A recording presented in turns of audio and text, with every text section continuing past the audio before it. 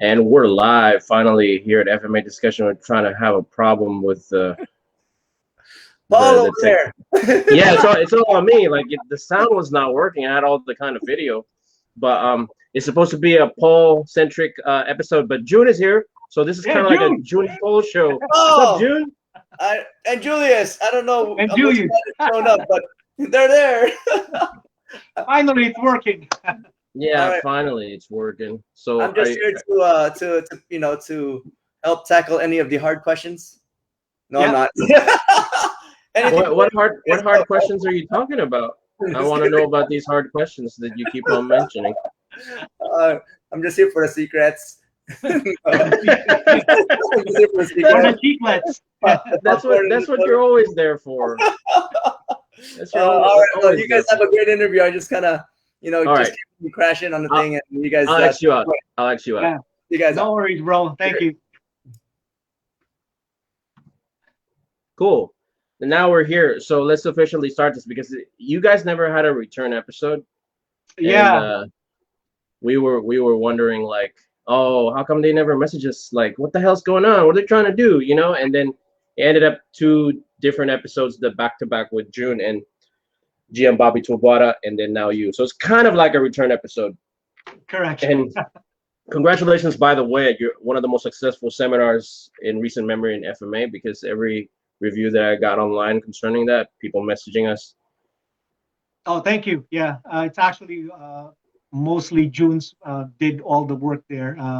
I am the backup, so I'm the one doing the doing the hard stuff behind the scene. Did you teach any Hirosa there? No, we don't do that. Out of respect of Bobby, GM Bobby, you can't do that.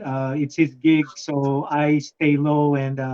But GM Bobby knows that I am doing Hirosa. So that's good. That's what I love about you guys. You're very respectful concerning the old ways, like the old masters. And yeah, I'm actually amazed that GM Bobby even talked to me on the side and actually gave me pointers on how to go about tackling this big task that was handed to me by the late GM or Tito Uwit of Hirosa de Corda. So he gave me some good advice and how to handle or how to begin starting the Hirosa de Cordas here in the U.S. So that is a big help, So we're gonna get quick because it took us quite a while to figure out the technology here going on. I'm having issues on mine. I apologize for that. We're late. Yeah, no worries. By about 15 minutes.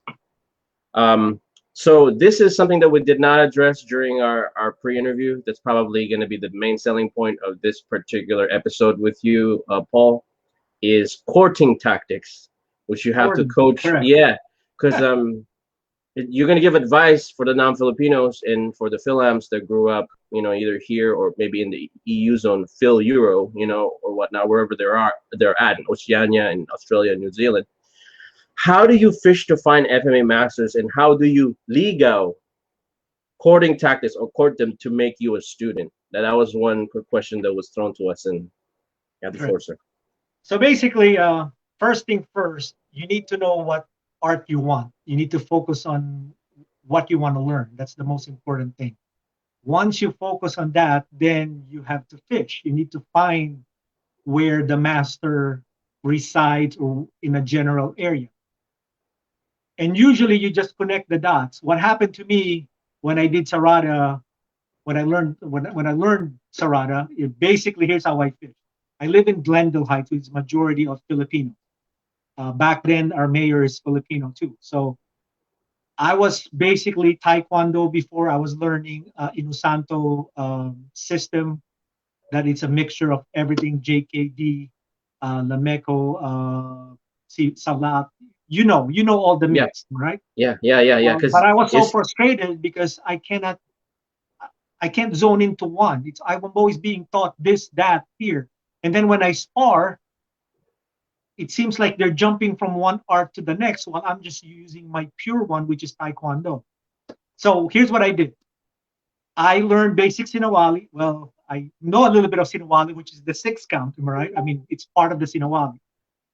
I had students back then who was learning from me to learn how to become better in karate, gojuru, and Taekwondo. So I told them I need you guys to learn because they're Filipinos. I told them, I'm sorry because I'm talking fast because I know No, we started late. it's okay. It's So, okay. so I went out in my yard, the front yard, and I said, let's do basic 6 count. And I figure somebody's going to hear this clacking of the stick and somebody's going to come out. So while I'm doing 6 count there, and suddenly our neighbor, which is across the street, came out. Luckily, the guy that came out is actually Jeff Ramos, who's actually a fellow Taekwondo practitioner back in the day, probably about, I will say, 7 years ago. He comes out, he goes, hey, Paul, do you remember me? I go, yeah, I remember you. I mean, Jeff, I go, yeah, dude, you know Filipino martial art. He goes like that to me. I go, and I kind of lied. I said, yeah, I know. And then he goes, well, I know a little bit too. And I go, and my mind started going. I said, here's the stick. Show me what you can do. And then he did the basic pattern that Sarada, the warm-up Sinawali that Sarada practices. Is it Heaven 6? Which it's actually a mixture. We call it, from single, double, 6 count, all the way to evasive and whatnot. And then I go, how do you counter, angle one? And he showed me outside. I'm like, dang, this guy's good. And then he handed me back the stick. Am I right? He goes, show me what you know. And I looked at him. I go, Jeff, be honest with you, I don't know anything. I'm just looking for an instructor to teach me. And then he goes, what the hell, And then that's when the ligaw started. So now, knowing him already, I said, hey, come on, bro, can you teach me? I really want to learn this. Then he goes, I learned a couple of these moves from Inosanto's student. And then he looks at it, he goes, well, mine is only Sarada, it's only one style. And then from that point on, I said, can you teach us every afternoon? Because he works. As soon as he gets off work, I'm already out in the yard, okay, practicing what he already taught me. With that, I already have a beer on the side. So this is the ligaw, right? I don't know if he drinks beer. I don't know what but I have beer on the side going, hey, Jeff, come on over after, whatever, you change. I got beer for us, Yeah. And I'm always respectful. I mean, regardless of my skills in karate and taekwondo, that is how you say ligaw, how you court the person who's teaching you. Mind you, I'm older than him, so usually the respect should be the other way around, am I right? Right. Because I'm the one asking, I'm the one putting myself down. And when explain that concept of humihingi ng pake. Yeah, yeah. It's asking somebody to teach you an art that he might not even want to give to you, and that is the most important thing. You need to build trust. Luckily, when I met Jeff Ramos, I already made a connection to him. I made a trust already. I just have to reinforce that trust. Once that reinforced, guess what? I mean, supposedly I'm the only one being taught, am I right? So I told Jeff, how can I learn this if I don't have a buddy, a practice buddy? Can I take one of my students? The two of us, you can teach. And I need to also make cording for my student. I'm also doing, he's very good student. He follows, if you want, I'll give you half of what he pays me learning Taekwondo. I'll give you half of his pay so I can pay you. He never took the money. Wow. He was there to teach me. And every afternoon, he taught us almost 5 days a week. He's out there in the afternoon teaching us. And that's one story. Another story is when I courted GMO with Firosa de Cuerdas. I actually found him on the show Escrimadores, and I looked for him for about a year, trying to figure out where he's at. Luckily, I found him in Cebu. I traveled to Cebu, but he will not answer me. The only way I got him to answer was my girlfriend back then is the one that messaged him and texted him. He said, hey, I am so-and-so. I want to meet you because I want to learn Hirosa de Cuerdas. Now, being Filipino, pretty girl calls you, you got to call back. So he gave me his address in Mandaue, and I went and took a cab. I mean, back then the cab won't even go to Mandaue because it's too far. So I paid for them to go there and back for the taxi cab. And then when I went there, I bowed my head and I said, GM Uwit, I'm actually the one who wants to learn. And then he looks at me like right off the bat, he's like pissed off. You can tell, Luckily, I'm with my girlfriend back then, and then I said something like, he goes, "Who are you? What is your name?" All this thing kind of helped me a little bit because my last name was Rosales. When the late GM Hirosa was learning Balintawak, one of his instructors was also Nene Rosales, which is the same last name as I have. He thought I'm related to the Rosales. So I went, but I still went through a test. He needed to see what I was doing. And back then, he goes, show me what it is. So I showed him Sarada. He goes, what is Sarada? He's asking me all these questions. And he keeps saying, no, that's not Sarada, this and that. And I'm like, no, this is Sarada, what I learned from Chicago, He goes, I know what you are. He goes, what are you? You're Balintawak. And I'm like, no, I'm not Balintawak. Right off the bat, I'm like defensive. I go, I don't even know what Balintawak back then was. I know Doce Pares. I didn't know Balintawak. All right. So, and then that's when I started courting. I said, hey, after while he's teaching me, we buy him, let's say, a palamig. Palamig is like how do you say it in English? It's like when you go to Ding Tea and get them Asian cold drinks. Yeah, correct. Yeah, and merienda, just out of I don't have to ask him. I don't ask GM, are you hungry? No, I didn't ask. I said, I just bought one, gave it to him. I said, Guru, Maestro, please enjoy the meal while I'm practicing, while I'm hitting the tires, And then after that, I took him to dinner. And then he goes, when are you going back? I said, I'm not going back. I'm learning from you for 3 days. I go like that to him. He just looked at me like, I haven't accepted you as a student. And I go, no, I am here. I'm not going anywhere. So I am if I want something, I try to really get it.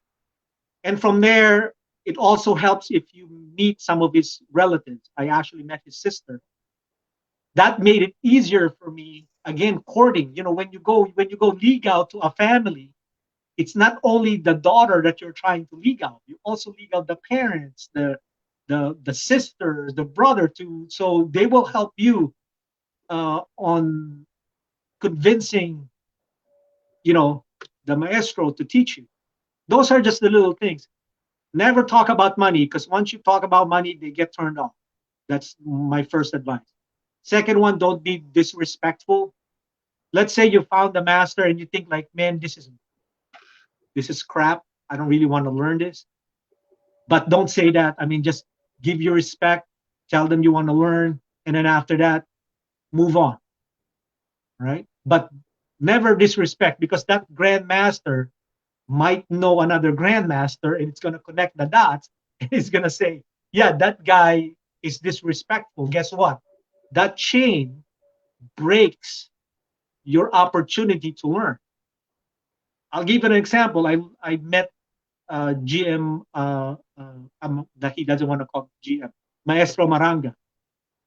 I asked GM Owit, is it okay?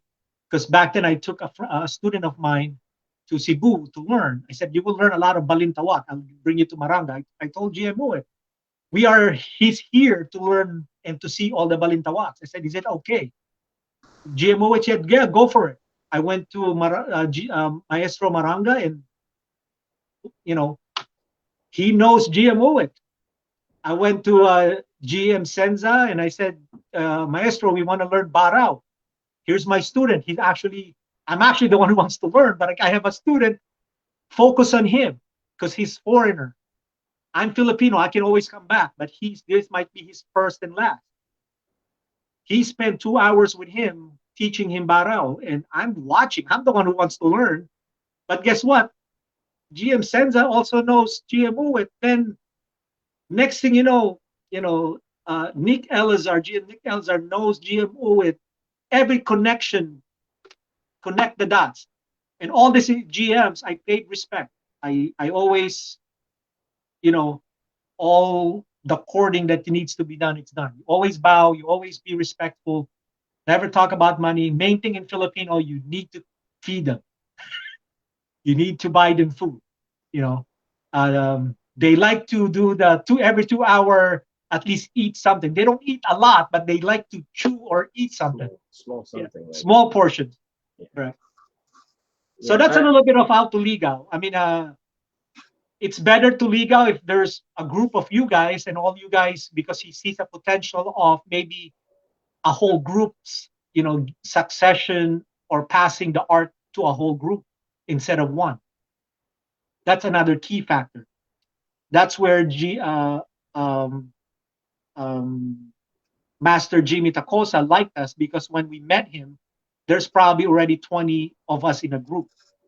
And wow, all of us are moving the way we were taught. Wow.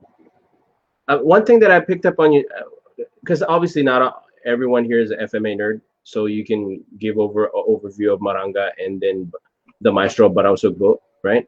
Yeah. But one thing, so follow up with this question. One thing I noticed that you said right away was get the women involved, because you're slick. You got your girlfriend involved to kind of like, right, as a hook to entice him. Like, hook. Yep. Right. And then also another woman involved, his sister. It's correct. Kind of, so that's a way to soften up. Yes, to soften up. Yes, correct. That's the way you soften up the heart. Yeah. And if here's one thing, you're a ninja. How did you get your girl involved in that? Well, you got to convince your girlfriend too to play along, right? I mean, kudos to M. She actually sat there and watched us probably for 6 hours.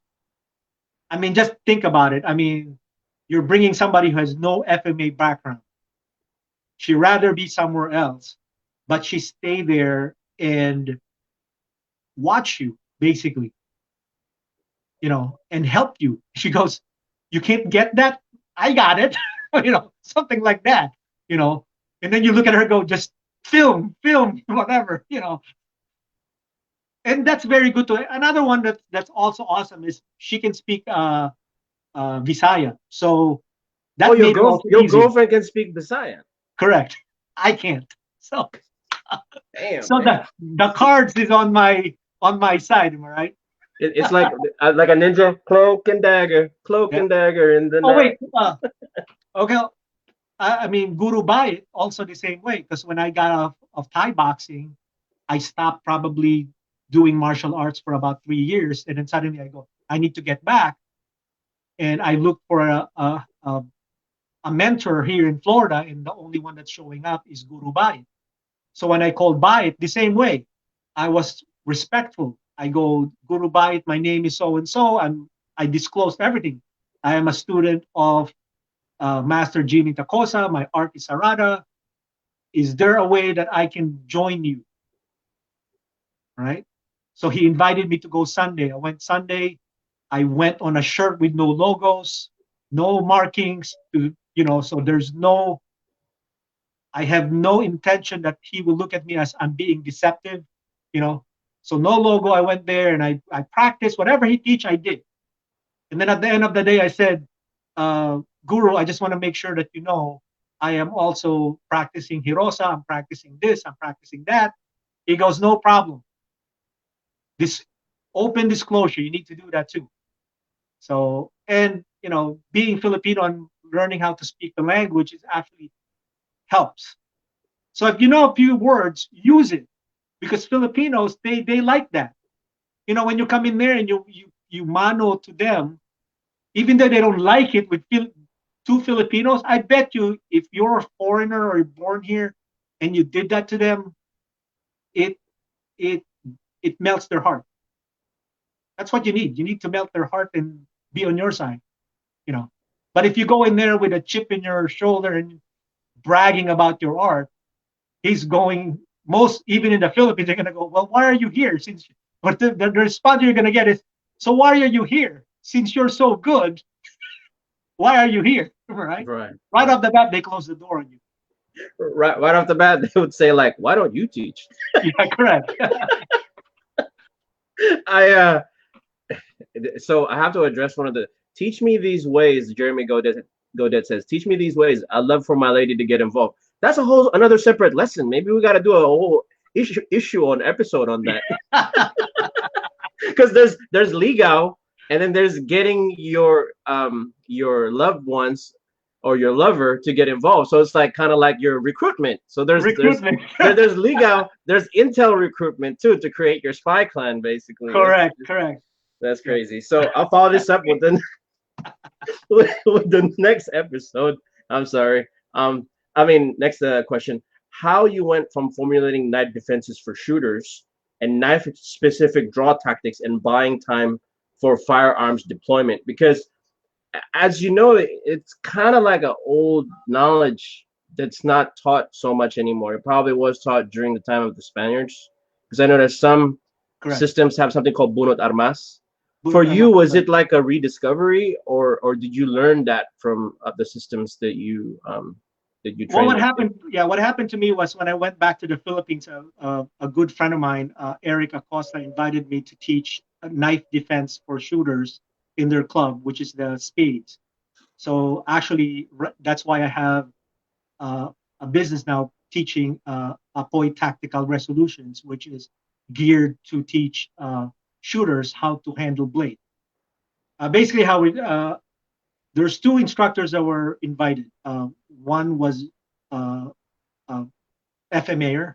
I won't mention the art or whatnot, but I saw a lot of things that are very good, very FMA. The problem that I encounter was I'm always thinking they're shooters. They need to draw their gun. But if you're, let's say right here, right? If I block with my right, if you're right-handed, your right is tied up. It cannot draw the gun, your primary weapon. Versus a lot of people put their blade on the right side where the gun is. So the question I asked, if you're in an altercation, which one you draw first? If I have a blade, this, let's say, so close of a distance, if you draw your gun, I will probably cut you before you can even draw it off your holster. If you draw your blade, that means blade to blade, right? So there's a lot of questions that we need to answer. Number one, will you tie up your primary hand that will draw the gun? Number two, your location of the weapon. Will you put it on the same side of your gun on the opposite side? Number three is, will you use a folder or a fixed blade? Because the problem is on a draw, if you're not practicing how to open a folder, it takes 3 counts. If I draw bunot armas, one draw, fixed blade, my draw is already a cut. That means when my blade comes out,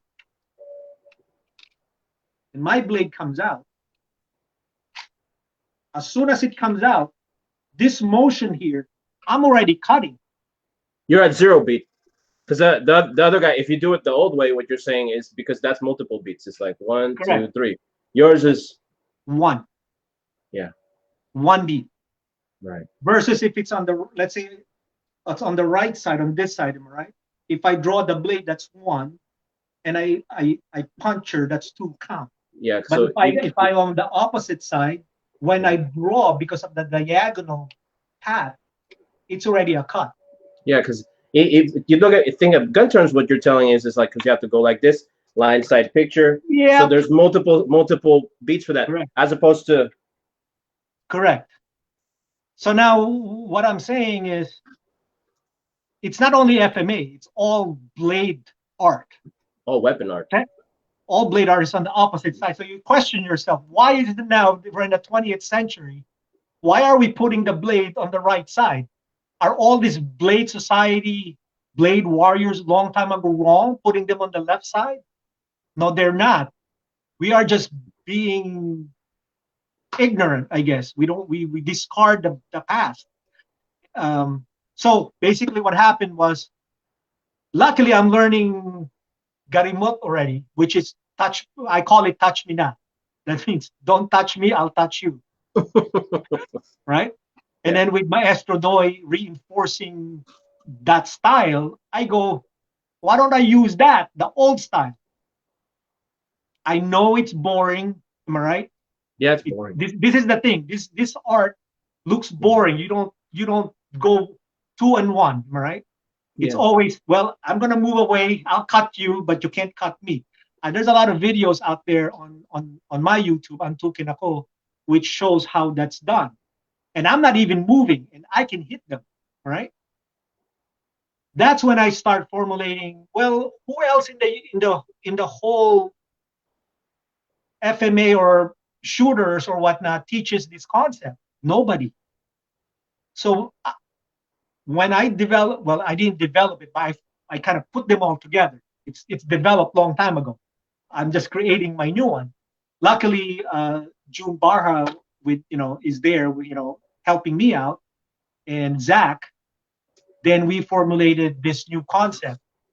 It's brand new. It's not out there. But tell you what, if you're not doing if you're doing the 2 and 1, this is something that you probably want to see. The reason being, another reason is I live mostly in a retired community. When I started teaching this, a lot of folks who are retired, you think they're gonna do 2 and 1? Mm, You think they're gonna grapple? When they go down the ground, they probably won't be able to get up. yeah. So now Yeah. I developed this and we tried it. Guess what? They can cut people. They're going, wow, this is awesome, Paul. I don't need to go bend on my knees to fight. Well, the older maestros didn't do that in the Philippines. Nope, they didn't. They're very efficient with their movement.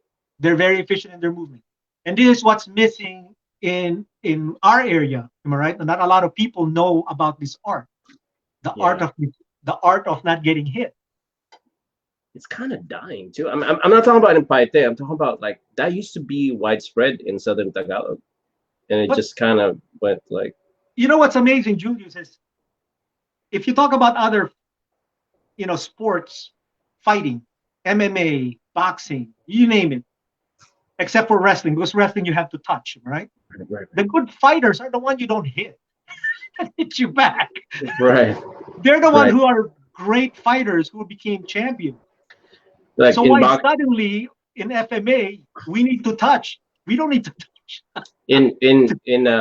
in fight sports terms, like the greatest fighters like Mayweather, Harry Greb, Yeah, um, uh, I Charlie mean, Burley, like they hardly ever get a solid shot landed on correct. them. And they'll play with you. Am I right? I mean, they'll play with you. I mean, they Especially especially Mayweather's pull counter is like a classic Laguna. He bait correct, you with the chin, and then he's in range when he throws the overhand right. correct. You're not. You're not. You're not. Yes. And again, it's like this. Maybe I can educate some people here. Three things. Am I right? Here's your foot. Here's your back foot. Here's your center. Right. This is the normal stance when you fight. If I lean my body forward like that, that means I'm leaning forward. So when somebody attacks me, I sway back. Right. Right. Then I go back middle. Right. Those are the strategy. If you go old style boxing, most old style boxing, they'll be on the back. The foot is Yeah. on the back. So you can't reach them. If you overreach them, they come forward and hit you. Now, because of MMA, most people now fight like this, middle, which is the old FMA in Batangas. They fight middle. Right. What they do is they move the foot in the back. The center stays in the middle. Yeah, because It becomes widening. deceptive. Yeah, because widening sometimes the footwork Yes. actually. What ends up So happening is imagine this, am I right? Here's the front foot, am I right? If I move the front foot forward, it seems like I'm closer, but in reality, I'm still far. you're still far. Yeah. So when they attack, they're not gonna not unless they hit my leg, am I right? Let's say they don't hit my leg. I'm still far, they're gonna miss. But my range is I'm on range because my foot is forward. Hopefully, I confuse people now. No, you want them confused so that they don't learn about it. Yeah. Okay, we'll stop there. Or else it's No, gonna be no, a 3 hour segment. I wanted to do that this Friday when I was sparring. Now, mind you, though, bro, Uh-huh. all this thing that I've learned, I'm actually doing it already with my Thai boxing. It just doesn't. I haven't connected them. So I'm actually gonna. That's the next question we're gonna ask, because you were asking me about a personal thing. I'll just talk about that some other time. How do you incorporate Muay Thai Boron footwork and FMA footwork, or if you pick one over the other at times, and also how do you apply your empty hands with Hirosa and Serrata mindset along with the Southern Tagalog style footwork? So I get those two questions. So answer that first one first. Okay. How do you incorporate Muay Thai Boran footwork and FMA footwork, or if you pick one over the other, if you prefer one? Honestly, Muay Boron footwork is almost like FMA. They don't call it a triangle, but it's the same. It's the same concept. So when you the only thing about Muay Boron, or let's call it just Muay Thai, right? Okay. They're the same. Well, not the same, but they're in the same family. It's this concept of, if you're a Thai fighter, you need to be tough and go fight toe to toe. Okay? So if that's your concept of fighting, if that's what your mentality in Thai boxing, you get the traditional look that you fight head on like this. Head on. Right? I talk about like diesel noise, like that diesel noise thing. Okay. Correct. And few adjustments. If you do that style, you need to condition your body and your chin that to make sure you can take a hit. Because there's a lot of people who are fast. Okay? Yeah. Now you get into the other aspect of it. People in Thai boxing, they practice toe to toe, but when they fight, they angle to the left or they angle to the right. Same as boxing. So to answer your question, this is actually what's funny. In Sarada, what I've learned, the concept is I go head on, like a collision course. Okay. So if a car's coming this way to me, I'm coming in, I'm going to head on collision. Where's the camera? Like this. That's how I learned Sarada. I'm going to come in head on. That's why. Oh, so vector on vector. So correct. Arrow here. So yep. Yeah. Okay. So my V, if I'm standing here, right? If somebody's attacking me on this side, I'm blocking this way.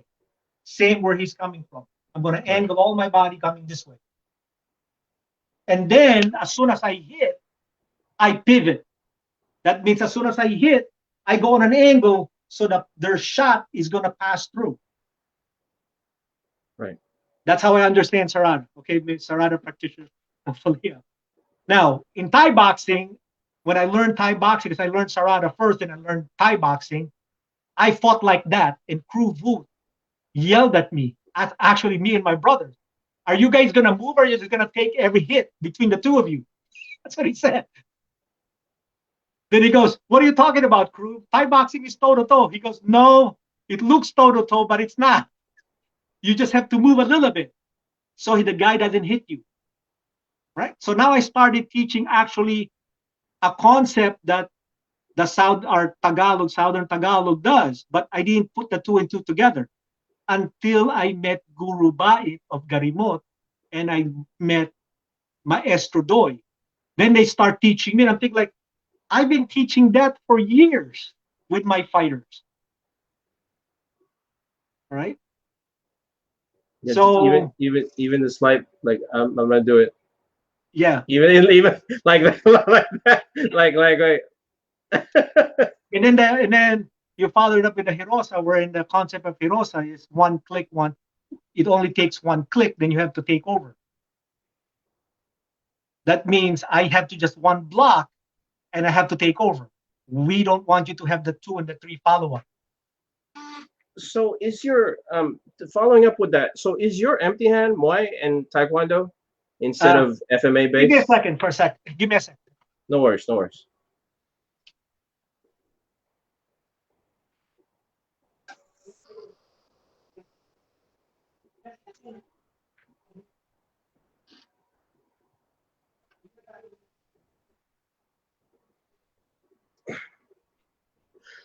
Ingat ka, ingat.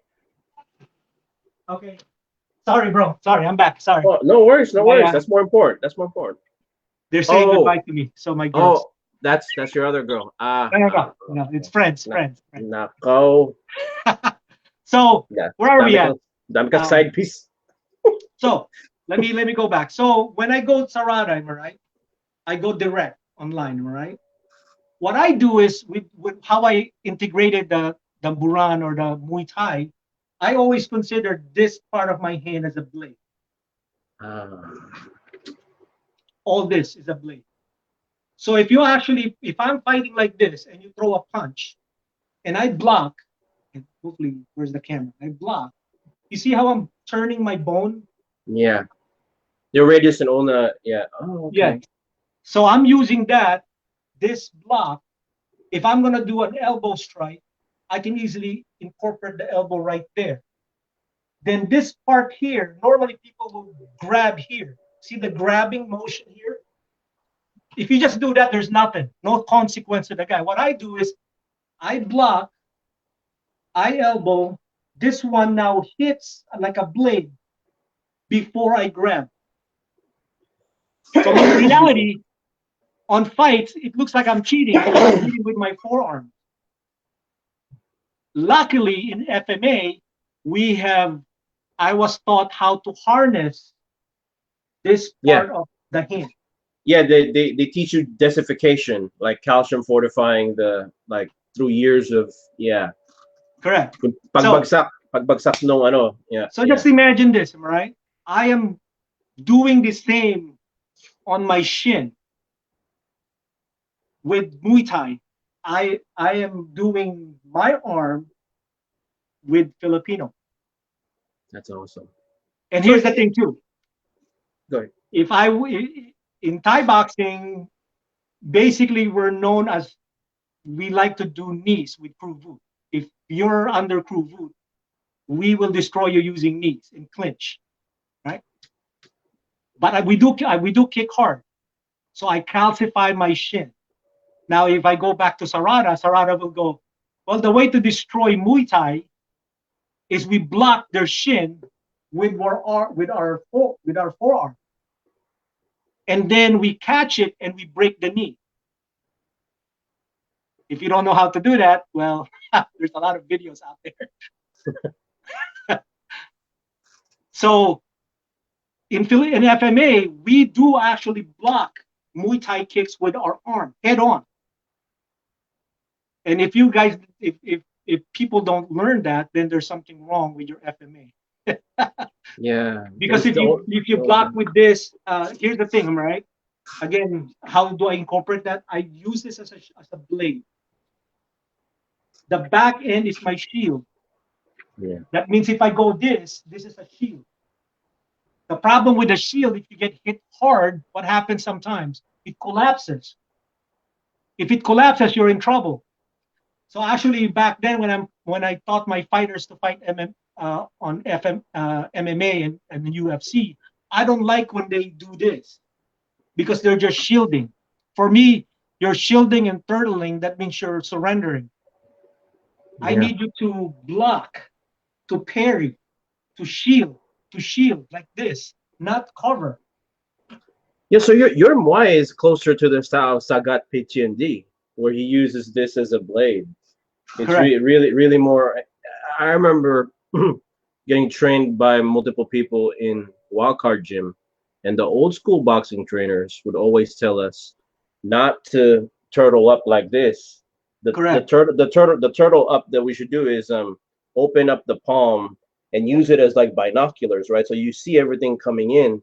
But the reason why I do it like this is so that this is the one that would cut the punch coming in, not this. Correct. That they said the orientation like this is wrong, and this is better for. So same concept. If I actually see you shield like this, right? I teach my fighters to break the arm. Or, I mean, the reason why I say break the arm, it's hard to break the arm, but it will swell up. By the third round, they can't punch that anymore because we keep kicking it. There's techniques that we can make these things swell, which I'm not going to give. It's a separate, you know, even with the gloves, and we have ways to make this arm swell. So that's how I It's the incorporate. same. It's the same concept. Correct. It's really similar. Yeah, I mean, if Hmm. you shield this way, the guy throws a punch. If you just walk in there, you're already Yeah. hitting the guy. No, that's what it was. Because like the old style boxing people were saying that it's a hidden strike, it's a hidden punch, because like they punch in and this is what they're hitting, Correct. And as not long not as, not this. because the rule is no, back then the rules were no elbows here in the US, when I had fighters. So I tell them, don't think, make sure your thumb is right on your Yeah, yeah, eyebrow. So when you come in, it doesn't look like you elbowed the guy. right. So cheating, right? That's part Yeah, of yeah, yeah. It's like getting around the sport rule. Yeah, yeah. Oh, yeah. that's so similar. It's the exact So same thing. That's so that's what it was taught to us. Like, so you have this like that. When you do yeah, the binocular, you don't do the high up. You do like this, like kind of like you're looking through a binocular, right? Like correct. this. Because they said like the old boxing trainer says like peekaboo kind of has a weakness because you can get hooked on the side. And then Yeah, if you what go like if you go like this, like you can hardly see anything. But correct. if you do this, and then you're reinforced also because you're not like that. You're like this. And also, I was taught always that if you can't see, you can't fight. So if Right. you go like this, you can't see. I mean, You you can't might see. see a little bit, but if I keep hitting that middle part, which is right here, you ain't gonna be able to see where I'm. You don't even know if I angled already. Right. Right. So, Wow. It's so similar, like across. so it's easy Yeah. for me to blend the FMA and the Muay Thai together. You won't even know sometimes which one I'm using. Wow. So the next question that we had that was sent to us was, um, what were the personal struggles that you brought up? Because when you were trying to bring out Hirosa, with that group of people, what were the personal struggles with bringing out Hirosa that you encountered? Yeah, that struggle I'm having right now with Hirosa is actually, how do I teach it to the public? How do I make sure they understand what's being taught? When I learned this from GM, from Tito Owit, it's basically like this: Paul, liga dito. And then I sat beside him, right? Yeah, yeah. Yes, Tito Owit, ganito gawin mo. He goes, I'll go Tagalog kasi mas maganda pag Tagalog kasi that's the way he. Oh, okay. I'll just translate. It's not a problem. Go ahead. Go He ahead. Go goes, ahead. ganito gawin mo. I-block ka dito, pag-click ng stick, ikot ka na. Pag-follow niya, mag-block ka na, talagyan mo ng harang, balik ka na sa kabila. Tapos paluin Okay. mo ng paluin. Pag hindi niya So, ma-block, palo ng palo. so what he's saying is like, this is how you do it. You block here, they'll block here, right? That's not really where you're gonna. You pivot this way, and you hit there. Now they're confused. Just keep on striking, multiple strike like a machine gun, like Correct. that. Yeah. Correct. Here's the thing too, which I have to learn. I am so used to, I hit, you block, the exchange. Right. Hit, block, right? Sabayan. Or sabayan. Or I'm used to one hit. Oh, I find an open, let's say you throw on one, I block, I parry, I did an outside block Sarada. I hit one. Then I check and lock. That means I'm done, am I right? In Hirosa, if I do this and I hit and you don't block, what I'm gonna do is it's gonna keep hitting you until you block it. That's something that I have to get used to. So now, when a GM teaches you that, he didn't even demonstrate it for you. He's just speaking to you.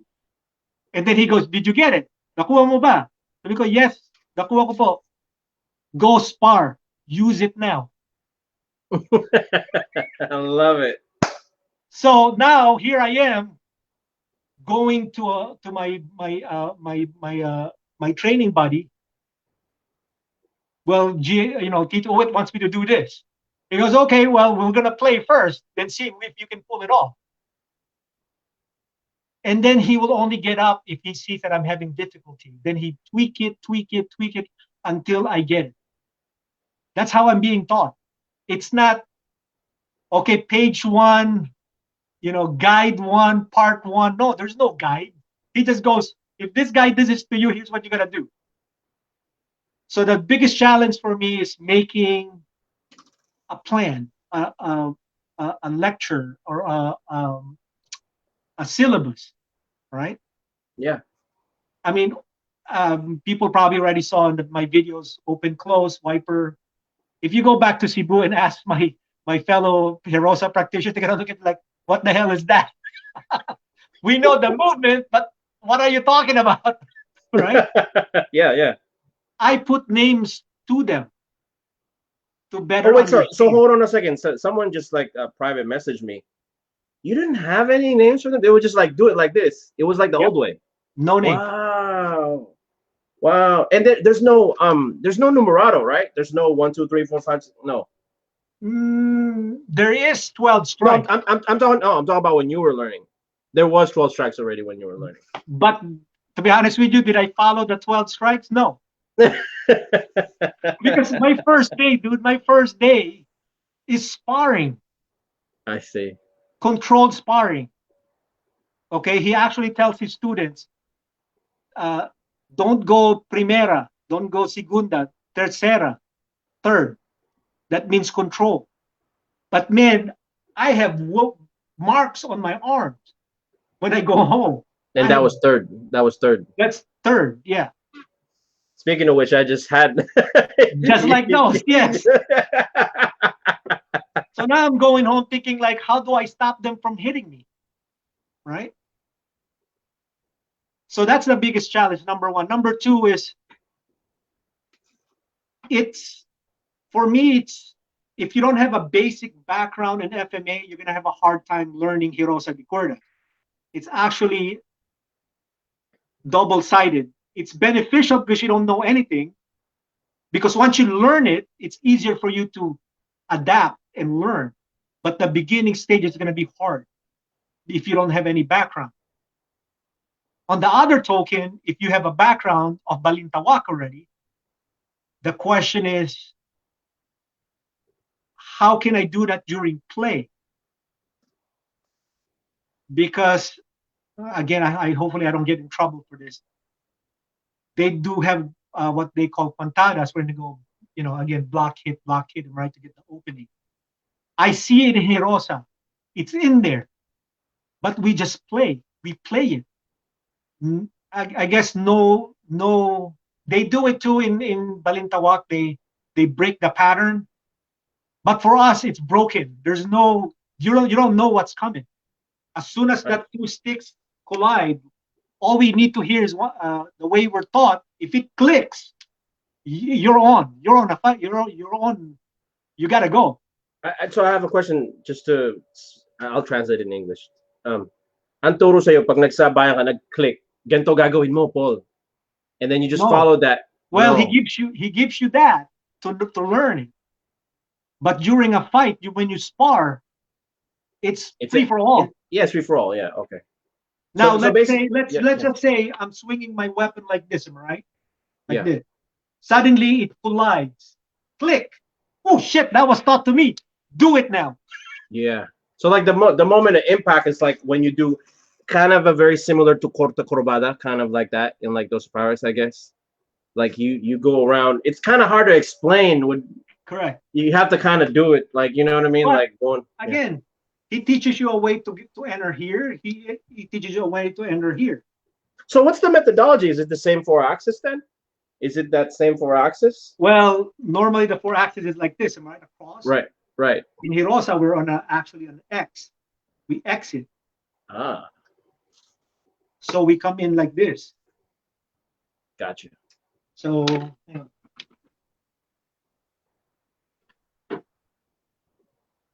we come in like this. So if a strike's coming this way, I shield. See? Right. You have a support block. Yeah. As soon as that click happens here, tick, I either go here or I go here. Or I go here. Or as soon as that click, I hit right off the bat. Nice. So in Hirosa, it's always two things gonna hit you. Either the tip of the weapon or the live end's gonna hit you. There's always two openings. We always create two openings.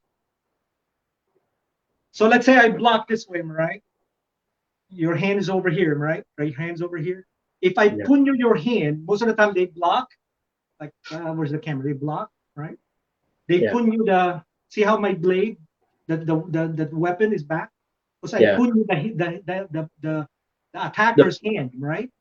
In Hirosa, that's not how we do it. In Hirosa, as soon as we punyo, the tip spins and hits you.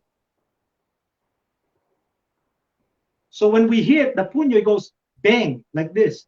Let me lay back like this. Bang, bang. So that's a punyo and a tip. So the question is which one you're gonna block? Both axes, both the north and south pole, you're getting Correct. hit with, right? So there's the punyo, right? Here's the tip. You see how the tip is doing this movement? That's what we call scratching. We just scratch you also. So when your hand comes in, you get hit, am I right? Then the blade spins. You see how that's scraping? So when we actually hit your body like this, we hit your body like bang, the tip hits the head. Right. The scrape hits the bottom and the tip. Both are scraping your body and your face. Mm.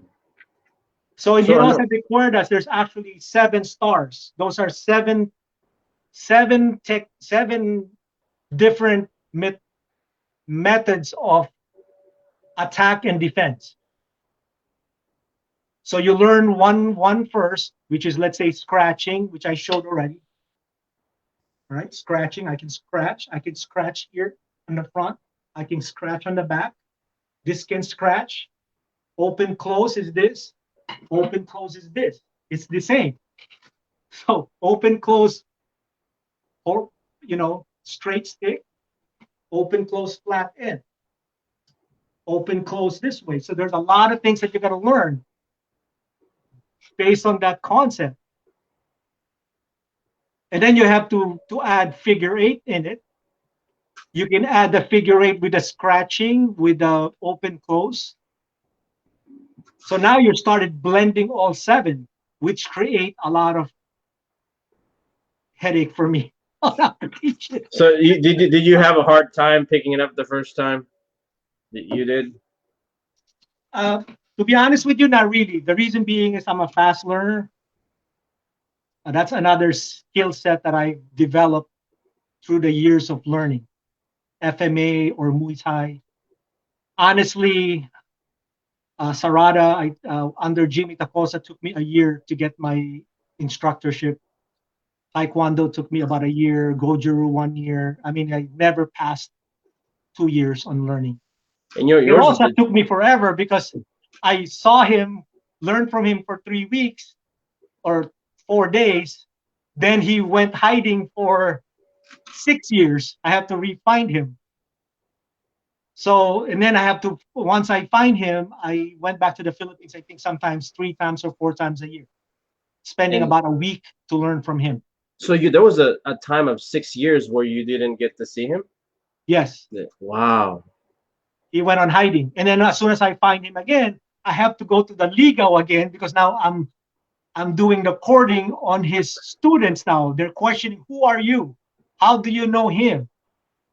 Right. And then I have to send pictures. Luckily, I took pictures and videos. Me learning from Tito Uwit. From Tito Uwit. Oh, from your Tito Uwit, yeah. Okay. If I don't have those, I probably don't have, they will give me access. Yeah. So that's what you call them. You call them Tito Uwit. Now it's Tito Uwit, correct. Yeah. And, no more GM, actually. Well, still GM, but kind of like when you're together. Yes. When we're together, I call him Tito Uwit. Yep. So your Taekwondo is General Che Hong He style, right? Man, that's the hard one. Correct. Wow. So in Taekwondo, by the way, when I competed, it's only point sparring back then. My videos, if I can find them, I finished the fight fast. In less than 5 seconds, my fight is over.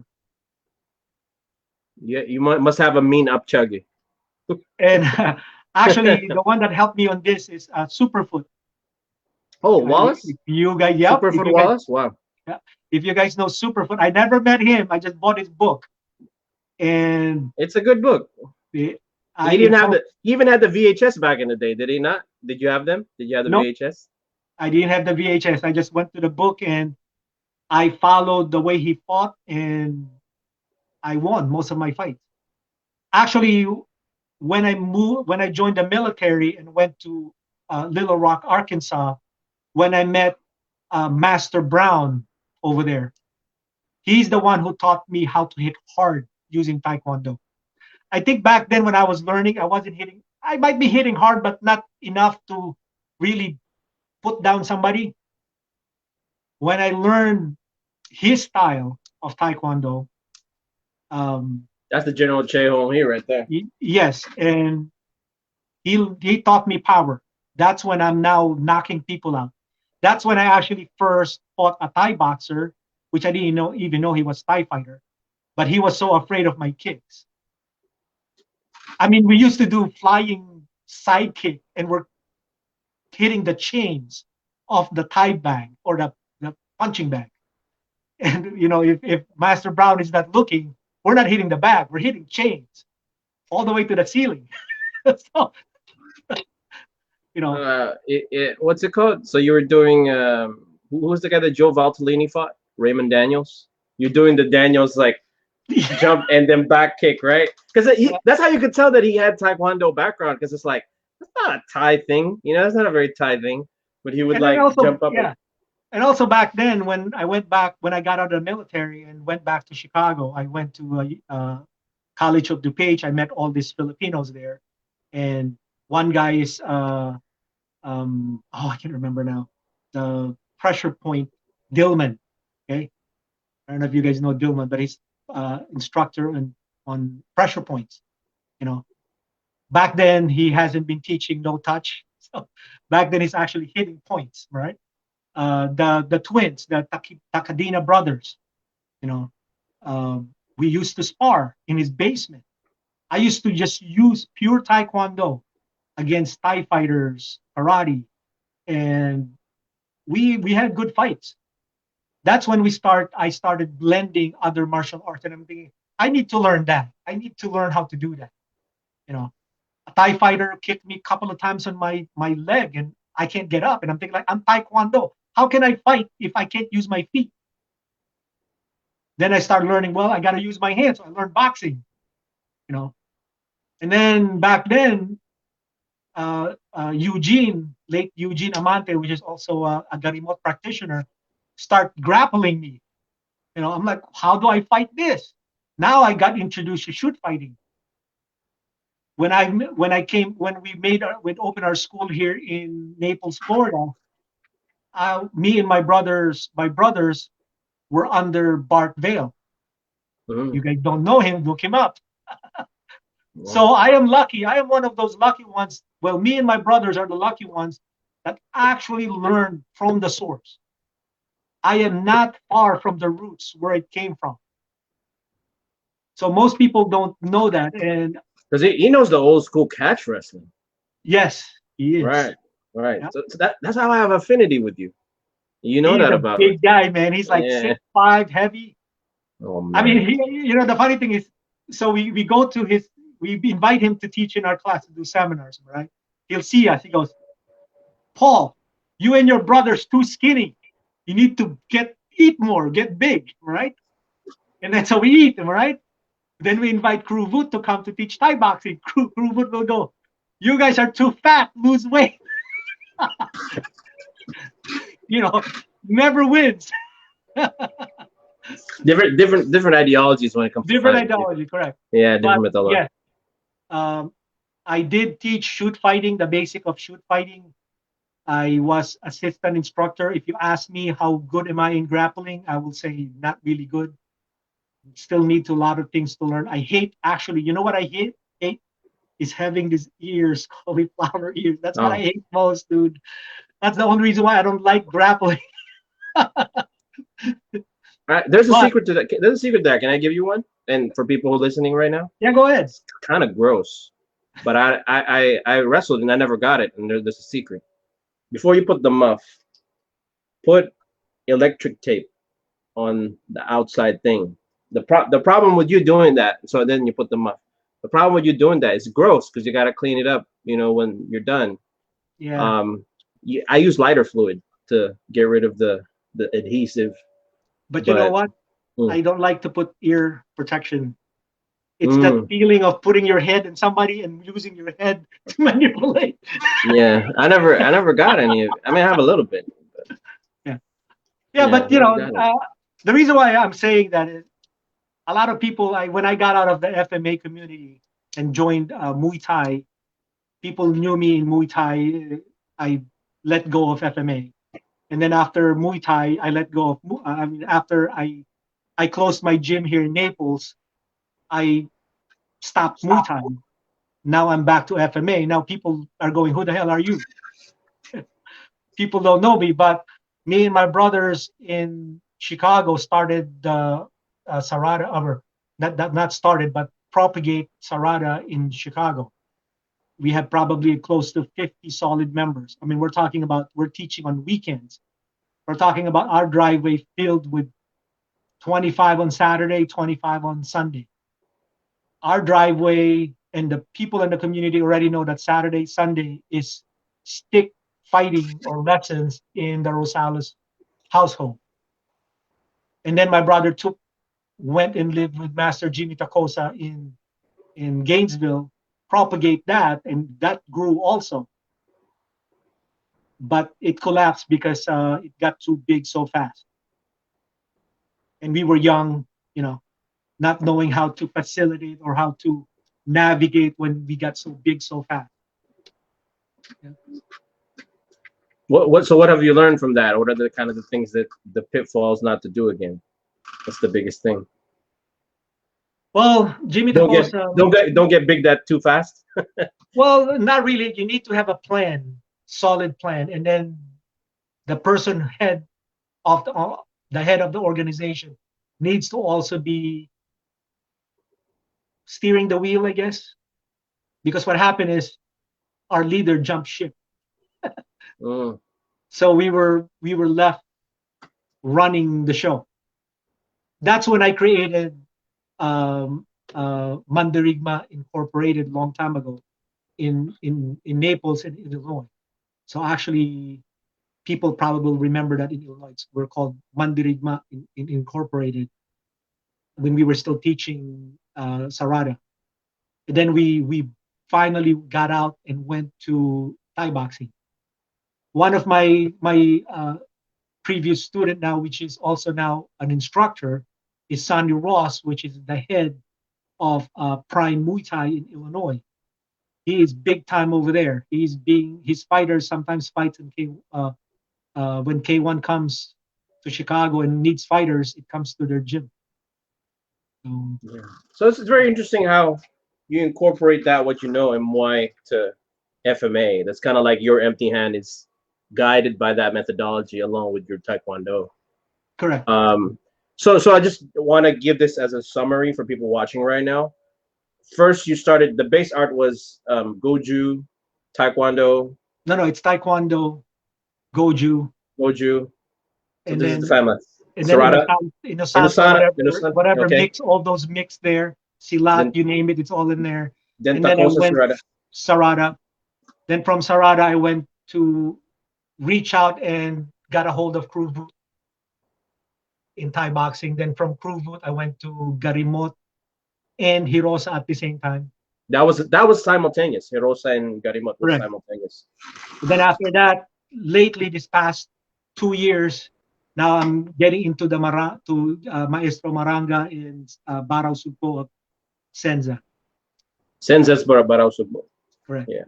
And I developed the Apoy tactical resolutions for knife self-defense for shooters. This is a question that came in for people, which is what tactics or exercises can they do to build up combat needed fitness? Can you provide specific examples? That's too much of a general question, in my opinion. There's too many. If you're short in time, do jump box. Jump 3 rounds, about waist high until you can't do it anymore. 3 rounds. And then do sprints. That means sprinting from pole to pole. You probably did this because you did boxing. Trainer will jog. You see a pole, he runs to the next pole as fast as he can. And then when you're running, you meet, he turns around and jogs with you. He hits another pole, he rushes again, comes back. That's a fast way to get stamina and also get your shin harder for the fight. You need to. One thing I will tell you is, if you're a total toe guy fighter, you need to get hit. You need to learn to get hit because you're a toe fighter. Now, if you like to move and don't get hit, you need gas. You need, exercises wherein you can move fast. Don't be flat-footed.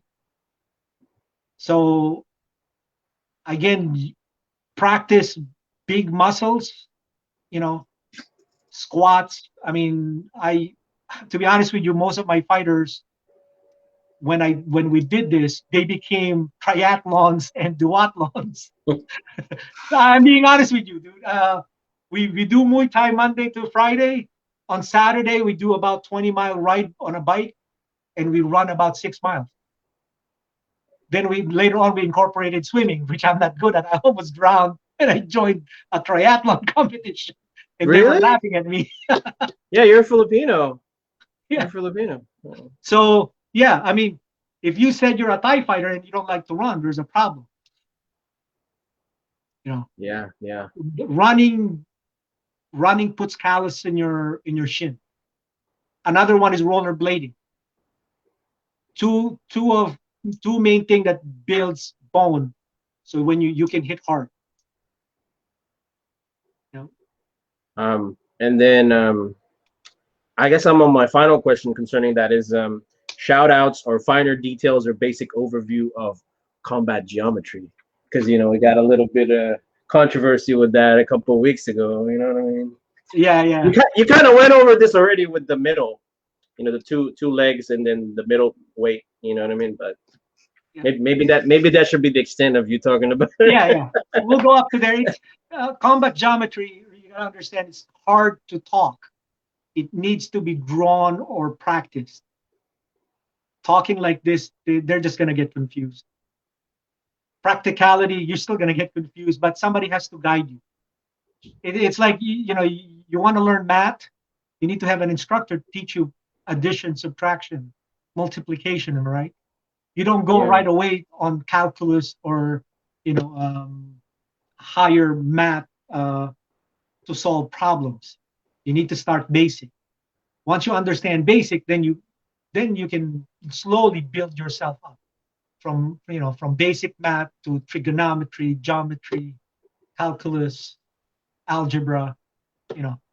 By the way, I finished all those maths. So any shout outs? Any shout outs?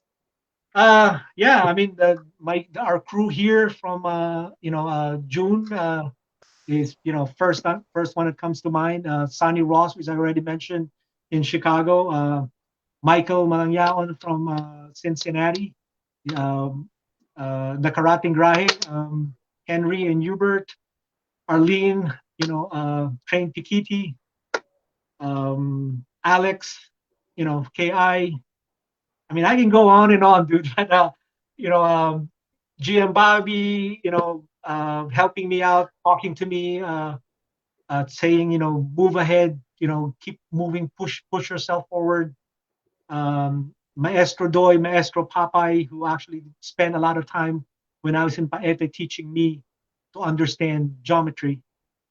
Joe Shakatano, one of my students, now considered half brother. I think that's basically it. If I forget anybody, I apologize. But this is. If you guys have any questions for him, just send it out in the comment section so I can ask, because I'm ready to get to my second part of the interview, which is probably the harder one. That hopefully you prepared for this. This is what I call quick draw. This is what I used to do for my physics channel. That no longer exists in YouTube, but I was one of the earliest YouTube partners, right, when it started.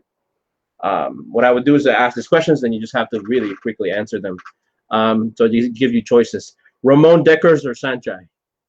Ramon Decker for aggressive forward movement, Sanchai for deceptiveness. You have to pick one.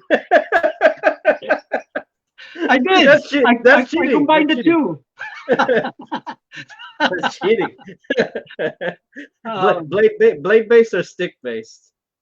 Oh my God.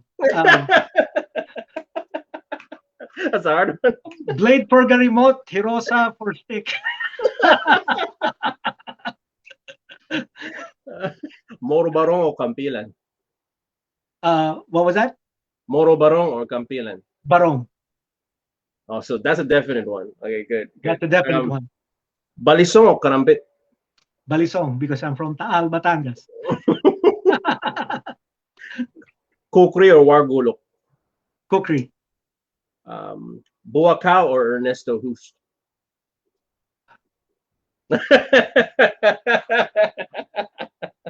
I like both, but Buakaw. Buakaw. And then Raymond Daniels or Samar Payakaron? Of course, man. That's no question. Samar. Even though I like him too, am I right? But Samar, remember, I actually, since you asked me earlier, Crew Voot, hi, hopefully you'll watch this. The people that are in charge of Satayong, again, that's Crew Yutong, which is the instructor of Samar. Want to say hi. Crew Mati, Dragon Leg, Crew Sanchai, Crew Lardy, the Matrix guy. Lardzilla? Did you I sparred spar with him? Yep. You sparred with Lardzilla too? Yep. Oh wow. What can you say about his combat geometry? Again, that is actually, he is fast and he knows the angles. I tried my best not to get thrown on the ground. I got thrown on the ground once. Wow. But he's very deceptive. I think all these famous fighters, to be honest with you, they look, if you watch their videos, they look basic. But if you see them in person and actually play spar, because you don't really want to spar them because you're going to get hurt, you will see how deceptive they are. It's the deception. And that's one reason why I go back to, again, Muay Thai FMA, right? I go back to Hirosa.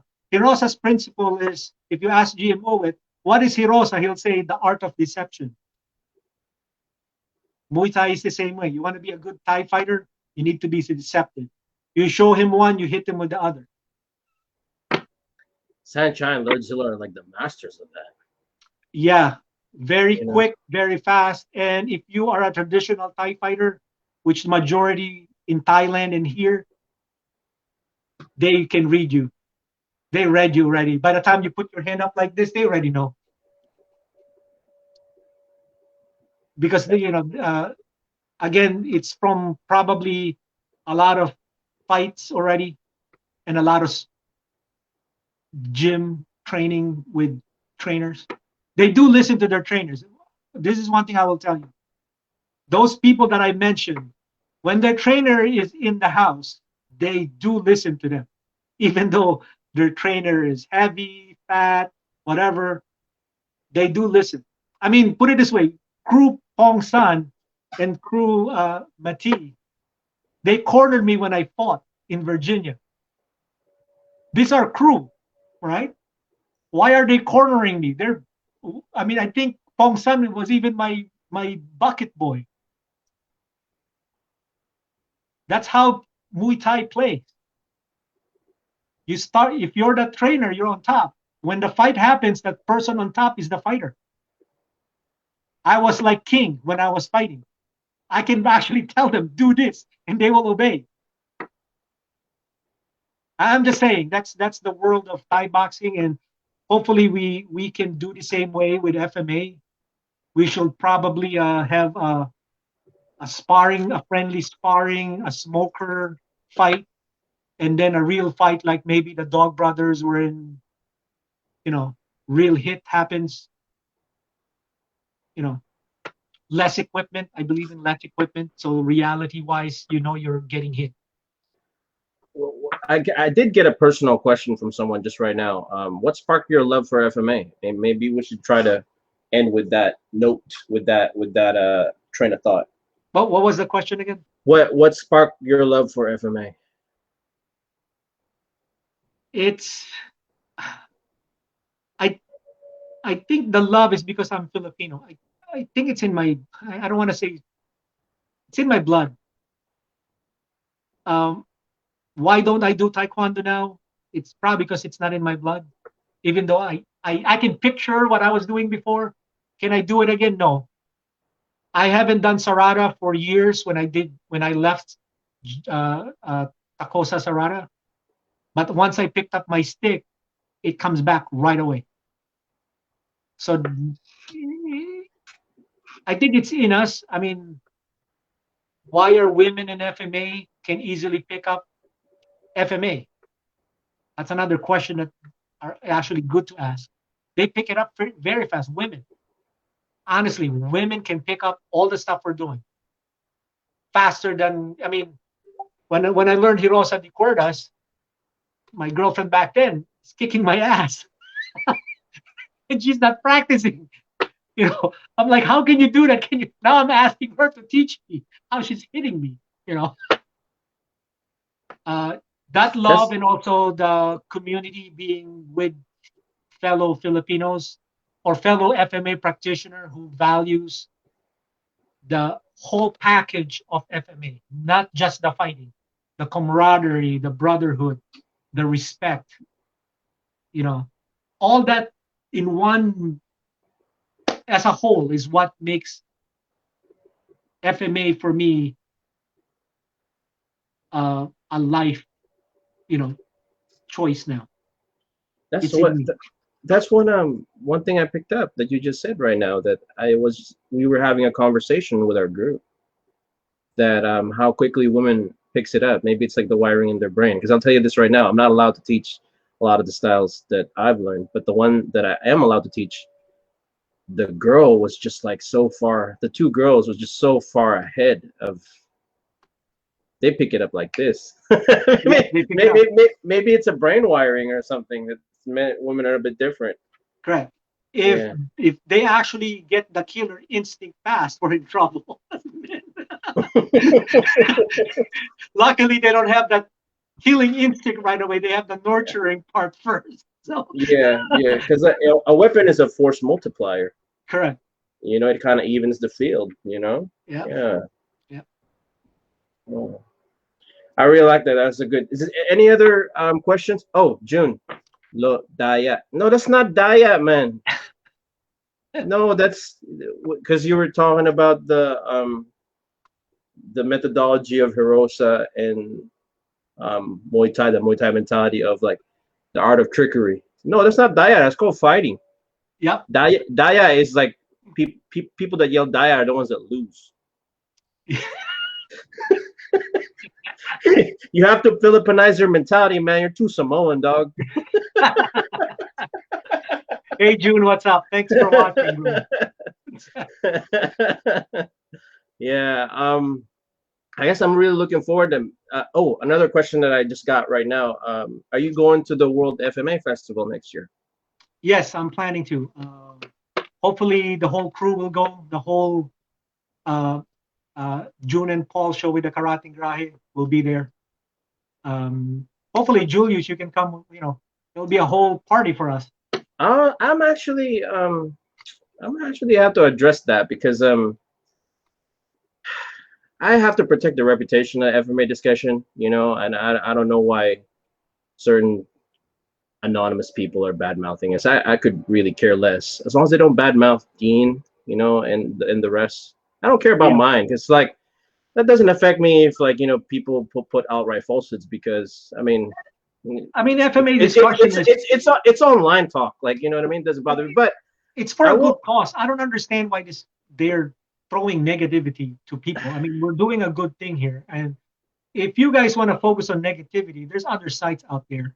Join them. Or outright falsehood. So I'm gonna throw out a public service announcement, not for FMA discussion. I'm speaking as myself, as Julius Vladimir, as JV. If any of you are down next year for FMA Festival, down to stay maybe like a week or two more. So we're there for close to like a month or whatnot, because the festival's only like a week, right? Yeah. Y'all could go with me and find out where I'm really from. Yep. We can take them. We can go to Zapala. You know what I mean? In Tondo. We can go to Cambacor, Matiisin Street. Yeah. Padurada, right by the opening of the market if they want. I'll show you where I'm really from. We could go to Malolos, Bulacan, and we can go to Santo Tomas, Batangas. Yep. We'll do that. I'll take them. I'll also try to take them up north where my friends are with the IP. And here's the thing. I'm offering this for free. I'm not going to pay for their trip. You guys pay for the plane ticket and your own reservations, accommodations, but you can join me. Yeah. And I already know the excuse of some of these people, you know, that are doing outright falsehoods. They would say something like, "But I don't know you. Why would I go with you? You're a coward then." Well, put it this way: to make them more comfortable, we'll join. I'll join you. So there'll be a whole group of us. Right. And here's the thing: I could never do no crime because if something happens to you, I'll get in trouble, right? Yeah. I'm just a regular person. Trabajador lang ako dito in America. I'm just a regular, office guy. So I'm gonna do that. If you're really interested in like learning about those regions, about FMA, I mean, join us. I think we have room for like 1 or 2 people. We will. We can show you around. I mean, all the stuff that people talk about here, you know, being warriors and whatnot. I mean, you really need to go to the Philippines, and we'll put you a place where let's see your warrior skills. Yeah, and I'm particularly addressing like the East Coast of the United States Filipino Martial Arts Forum, because a lot of people are giving a lot of negativity about me, FMA Discussion, and Dean, and that's not cool. That's not please, cool. please direct message me, and this is just like a public service announcement. It's almost like charity, you know? Because I'm down for doing that to show them the real Philippines, right? We are here. I mean, I like FMA Discussion because this is a positive thing that you guys are offering the audience. It should remain positive. Like I said, for me, honestly, if they want to be negative about it, there's other sites out there, and probably not good for the numbers. But guess what? If we throw out good out there, good's gonna come back. Throw out the bad, you know. Yeah. We will, and we'll just concentrate on the positive. And thank you for gracing us with your time. I really wanted to know about that Muay and FMA syncretism that you did. And this just fascinates me so much. It's almost the exact same thing. Like, you know what I mean? The knife in boxing is like that too, but that's kind of like they don't teach that to like the advanced pros. You know what I mean? Yeah. That's so. Well, thank you for having me. Can I just give one pointer that I can give? So it's a takeaway for everybody, am I right? Yes, sir.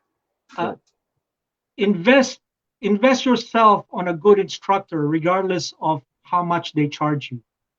It will elevate your learning faster, and you will learn more if you invest the time to that proper instructor. Do diligent on finding a good instructor. Like I said, I am lucky enough to find the puno, the source. If you can find the source, save money, travel. When I mentioned earlier that I learned 1 year, I got my instructorship. Guess what? Those are hard work. That means I'm traveling. I'm driving 2 to 4 hours every day to see him. Spend 2 hours to train. Then I have to drive back for another 4 hours. With Crew Voot, I've traveled with him all over the United States when he was conducting seminars. Some of the stuff that he teaches are the same. And I am there. He looks at Paul's here again. He goes, "Why are you here?" He goes, "Because I want to learn." That's how you elevate your skills. Find somebody that's good, invest. Don't look at money. Money will come and go, dude. And then I will guarantee you your elevation will go up. I went from 0 skills on shooting, invested 1 weekend. I paid like $550 for a Saturday, Sunday class. I came out, and people who've been shooting since they were child, Zach actually come up to me and goes, "How did you do that? You went from 0, then now you know more than I do." So again, invest time, find a good instructor. Don't waste your time on crap. That's my last word. And with that, we're gonna end this. And thank you for gracing us with your time, Paul. Thank you, sir. I'm gonna stop it now. This is episode 139. Don't forget FMA Discussion, and look forward for one of our historic episode 140 that's coming up. Thank you. Thank you, sir.